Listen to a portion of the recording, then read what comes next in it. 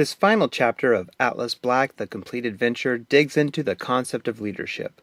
The idea of leadership involves influencing others to a common purpose. We discuss a number of leadership theories in this chapter, and we begin with a discussion of three classic leadership styles that Atlas and David consider for making some decisions relevant to the No Cover Cafe. In authoritarian decision-making, the leader alone makes the decisions for the group. As the President of the United States at the end of World War II, Harry Truman was known for the expression, "the buck stops here," which exemplifies this kind of decision-making style. In democratic decision-making, the leaders and employees both participate actively in the decision-making process. The concept of voting in an election where everyone has equal say concerning future leadership is evidenced in this kind of decision-making. In laissez-faire decision-making, the leaders leave employees alone to make the decision on their own. The leader provides minimum guidance and involvement in the decision. To help cover a lot of leadership concepts, in this chapter we introduce a charismatic character named Marvelous Marvin. And in this opening scene with Marvin, we show him heading his leadership seminar with a classic book by Dale Carnegie, How to Win Friends and Influence People. Carnegie notes 6 things individuals can do that are helpful with this goal in mind. First, become genuinely interested in other people. Ask about their goals and dreams. Second, smile. It's a universal symbol that is understood by everyone. Third, remember a person's name. Using it a few times when you are first introduced can help in this regard. Fourth, be a good listener and encourage folks to talk about themselves. Fifth, talk in terms of the other person's interests. Folks start talking about ukuleles, for example, I get pretty excited personally. Sixth, make the other person feel important. These 6 tips are time-proven by a book that has sold over 15 million copies worldwide. We wanted to set up Marvin as something of a used car salesman type character, so in the next section of this chapter we have him apply common influence tactics. And these tactics are commonly used in car sales, so that gave us a fun context to use that fit with the persona of Marvin's character. Rational persuasion involves using facts, data, and logical arguments to try to convince others that your point of view is the best alternative. Noting a car's gas mileage or placement in a Consumer Reports Index would be an example of this type of persuasion. Inspirational appeals use values, emotions, and beliefs to gain support for a request. An appeal to a car buyer in the United States to buy an American car from an American company would be an example of this type of appeal. Consultation occurs when someone asks others for help in directly influencing or planning to influence another person or group.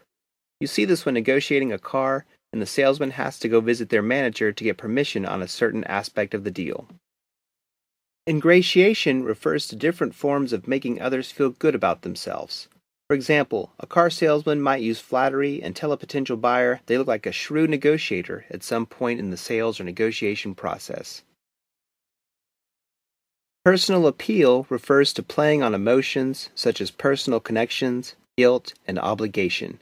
We see this in this picture where Marvin is claiming that he won't be able to afford braces for his daughter if he doesn't make the sale. Exchange refers to using some form of give and take, where if someone does something for you, you do something for them in return.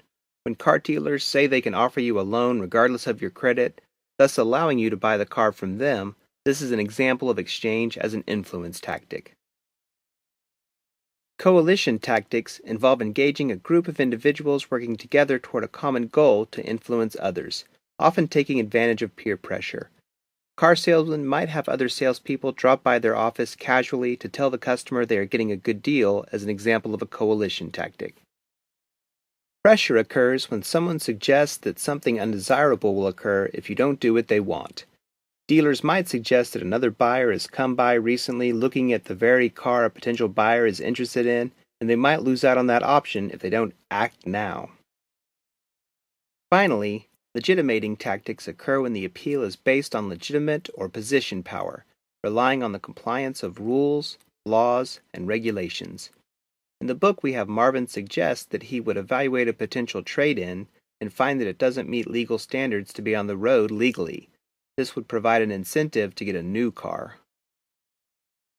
In addition to tactics used to make friends and influence folks that are applicable to everyone, there are also a number of unique leadership styles that have been studied over the years. The famed football coach Vince Lombardi once quipped, "Leaders are made, not born." His thought was that a great leader is someone who works hard to rally those around a shared goal, similar to his leading the Green Bay Packers to 2 Super Bowls. This idea is in contrast to early study of leadership that has often been discussed as great man theory, due to the tendency to study great leaders and then draw lessons based on those individuals. For example, one characteristic that many U.S. presidents share is above average height. The problem with great man theory is it fails to examine the situation in which leadership occurs. To incorporate the importance of context, management theorists Blanchard and Hersey developed 4 general styles of leaders that are dependent on the situation. Telling directing is used when subordinates do not possess the skills and abilities to accomplish tasks without specific direction. This is common in the military, especially in early training where a drill sergeant tells a recruit that when they say jump, they need to ask how high. Selling coaching focuses on encouraging others, often including some level of collaboration. You see this approach a lot with NBA coaches because many veteran players are highly skilled in the game and can work with the coach to develop the best strategy based on what they see on the court. And some players can be challenging to manage, so more of a selling approach is needed. Participating supporting focuses on the individual, ensuring that employees are involved in the decision-making process. Real estate mogul Donald Trump is an example of this leadership style, as he gives input to individuals while allowing a lot of discretion on their part, such as how he acts on the show The Apprentice. Finally, delegating occurs when leaders are familiar with their followers and employees have a high level of ability. For example, an owner of a higher-end restaurant ideally has a chef that they can place a great deal of confidence in when running the kitchen and preparing food, so they can focus on other elements of the dining experience. Another area of study and management examines the role of transformational leaders. Transformational leaders seek to align employee goals with the goals of the leader. These managers use 4 tools to align the vision of leader and followers. First, transformational leaders are charismatic. They have a magnetic personality that appeals to followers and creates confidence, admiration, and commitment. Second, they use inspirational motivation by coming up with a vision that is inspiring to others. Third, they use intellectual stimulation to challenge organizational norms and status quo and encourage employees to think creatively and work harder. Fourth and finally, they use individualized consideration by showing personal care and concern for the well-being of their followers. In contrast to transformational leadership, transactional leaders focus more on providing resources in exchange for effort. These leaders tend to use 3 methods. First, they provide contingent rewards by rewarding employees for their accomplishments. Second, they use active management by exception, where they generally leave employees alone while at the same time proactively predicting potential problems and preventing them from occurring. Finally, they rely on passive management by exception, where they leave employees alone but come to the rescue if anything goes wrong. Leader-member exchange theory, LMX, proposes that leaders have different relationships with different employees. High-quality LMX relationships exist when the leader and the employee have higher levels of trust, liking, and respect for each other. Low-quality LMX relationships exist when the leader and the employee have lower levels of trust, liking, and respect for each other. Higher-quality relationships can be desirable since both leader and employee will go the extra mile to promote the other's ability to succeed.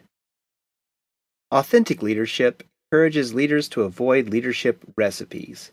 Increased focus is placed on emphasizing the leader's integrity and using their own unique style that fits their personality. For example, when questioned about his authenticity, Honest Abe Lincoln once remarked, "If I were two-faced, would I be wearing this one?" Servant leadership emphasizes the leader's desire to serve the needs of others. The primary mission of the leader is to act as a steward of the organization in order to help employees and other stakeholders. In addition to understanding the many leadership styles and theories, the study of power is also important when discussing leadership. Power is the ability to influence the behavior of others to get what you want. Psychologists French and Raven note 6 important bases of power. Legitimate power comes from one's organizational role or position. For example, a police officer can pull you over for speeding because of the power they hold and the position in law enforcement. Reward power refers to the ability to grant a reward, such as an increase in pay, a perk, or an attractive job assignment. Your boss holds more power over you to the extent that they can grant these types of rewards. Coercive power refers to the ability to take something away or punish someone for non-compliance. This kind of coercion often involves fear, such as when Marvin tries to convince Atlas to give him the business plan for the no-cover cafe, hinting that David might double-cross him. A parent that threatens to ground their child for not cleaning their room would also be using this type of power. Expert power comes from knowledge and skill. Hopefully, when you take college classes, they are taught by professors who are experts through research in the areas they teach, or others that are experts through practice or other knowledge and skills that allow them to depart valuable knowledge that can be taught to students. Information power relates to access to specific information. This kind of power is often high with administrative assistants, so be careful not to forget Secretary's Day. Referent power stems from personal characteristics of the person, such as charisma. We see this in this chapter where Marvelous Marvin holds power over Atlas, and it should be noted that individuals need to be careful falling under the influence of this kind of power because charisma can have a dark side. The final concept discussed in this chapter is impression management, which refers to actively shaping the way you are perceived by others. Impression management includes nonverbal elements such as clothing, body language, and demeanor. It also includes verbal elements, such as your tone of voice, grade of speech, what you choose to say, and how you say it. And of course it involves your behavior, how you perform your job, and how you interact with others. This concludes Atlas's adventure. I hope this chapter is helpful in providing some ideas of how you may win friends and influence people using knowledge of leadership. On a more general level, I hope the book has piqued your interest in management by providing a broad overview of the field. But for you, this is only the beginning of our adventure, as the next step in the class will be taking a more in-depth examination of many of the theories and concepts we have discussed so far, as well as a number of other topics of interest to the study of management.